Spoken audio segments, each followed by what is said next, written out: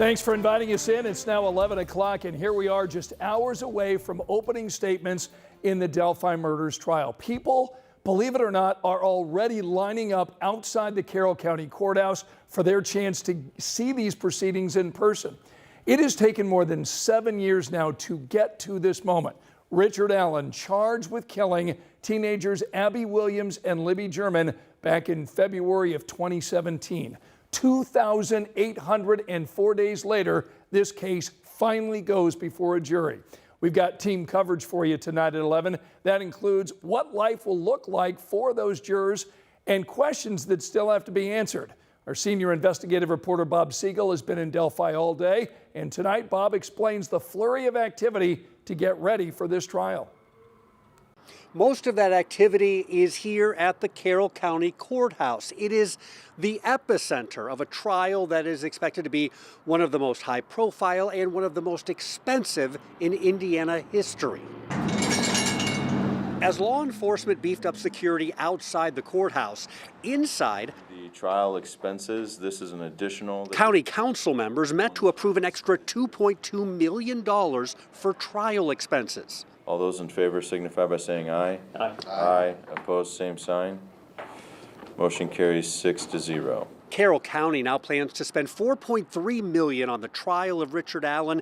It'll take place inside this courtroom where Thursday afternoon, Judge Frances Gull met with 13 News and other media to answer questions.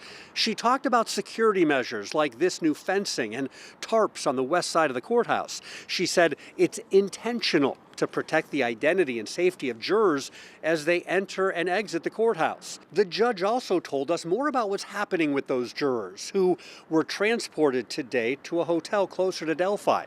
She said they have all turned in their cell phones and electronic devices and will only be able to get them back to talk with family and friends in the presence of a bailiff. The judge said the sequestered jurors will have no TVs or phones in their hotel rooms and can only watch TV or movies in a common room, again, in the presence of court security.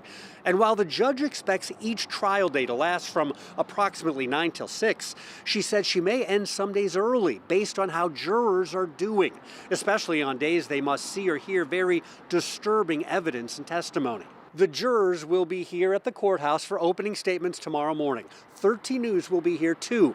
There are no cameras allowed inside the courtroom. However, 13 News was selected as one of 12 media organizations that will be inside the courtroom for tomorrow's opening arguments. We will have team coverage tomorrow, and we will be here in Carroll County at the courthouse for every day of the Delphi murders trial to bring you firsthand accounts from inside the courtroom. In Delphi, Bob Segall, 13 News.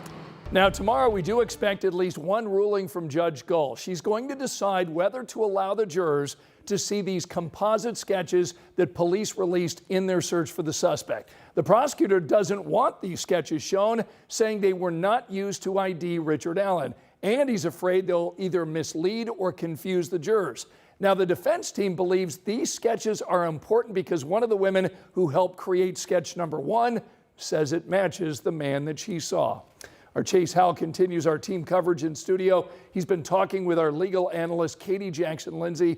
So what is she expecting here over the next several weeks? Scott, I think we both know anything can happen in this trial. But right. Jackson-Lindsay says, one thing Jackson-Lindsay can say, I should say, is that this case in this trial is going to be run like a tight ship. Thursday was more of a housekeeping day for the courts as they prepare for Friday's trial day. So as we have been able to observe throughout the pendency of the case, there were a lot of evidentiary issues that have been raised by either side filing motions. So today, the court basically took care of court business and addressed some of those outstanding issues through just some pretrial hearings. Criminal defense attorney Katie Jackson-Lindsay says it's likely the judge also addressed how the remainder of the trial will flow. The judge would have taken today as an opportunity to explain, for example, the timing, how long each party gets for their opening statements or at what point they're going to take breaks. Friday, the defense and prosecution will be making their first arguments to the jury, setting the tone for the weeks ahead. The state should be using their opening statements to lay out their case, to tell the jury how they're going to meet their burden and the evidence that they're going to present. The defense should be using their opening statements as an opportunity to talk about why the state can't meet their burden and how they're going to challenge that evidence. As we've reported, Judge Gull wants this trial to be wrapped up by November 15th. But as Jackson Lindsay explains, that could be a tall order. Here in Marion County, a normal homicide trial with pretty basic facts tends to last a week or less than a week. I would say most homicide trials are wrapped up in 3 to 4 days maximum. In this case, you have 2 victims, which plays into additional evidence, and you have a number of witnesses, and you have an investigation that lasted a little bit longer. And so I think 4 weeks is a reasonable time frame to get a murder case tried and for both sides to have an opportunity to be heard. But considering all of the nuances and the different pretrial issues that we have observed have happened in this case, that could cause this trial to extend a little longer than normal. 16 Allen County residents were selected as jurors. 8 of them are women and 4 of them are men. 4 others will serve as alternates.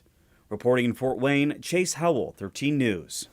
And we also learned the jury won't visit the crime scene during this trial. Allen's defense team withdrew that request but didn't explain why.